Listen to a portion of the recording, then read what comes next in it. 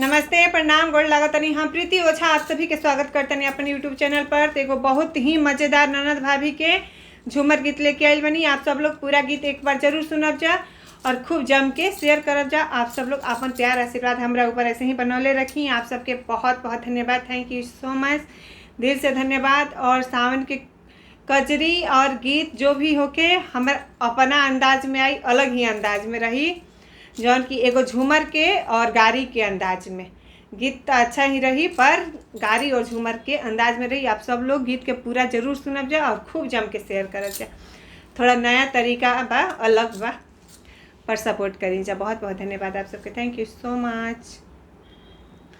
ई यार मांगेली हो दिलादार मांगेली, ई यार मांगेली हो दिलादार मांगेली।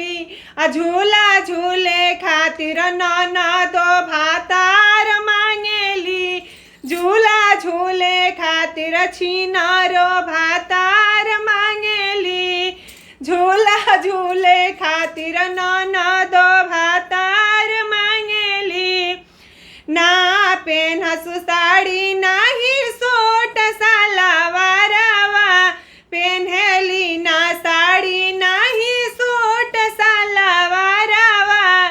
जींस टॉप पहन के उतान चलेली, त झूला झूले खातिर ननदो भातार खोजेली, झूला झूले खातिर छिनारो भातार खोजेली।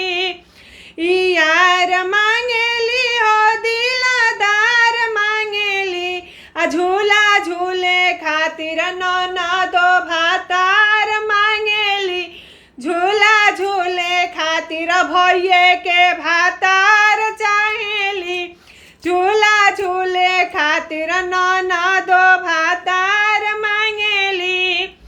खाली नाही दाल भात ना पुआ पकावनवा, खाली नाही दाल भात ना पुआ पकावनवा। लॉलीपॉप चाट के उतान चलेली, ई त लॉलीपॉप चाट के उतान चलेली, त झूला झूले खातिर ननदो भातार मांगेली, झूला झूले खातिर छिनारो भातार मांगेली, झूला झूले खातिर ननदो भातार चाहेली, झूला झूले खातिर भैये के भातार मांगेली। चलिए, बहुत बहुत धन्यवाद। Thank you so much.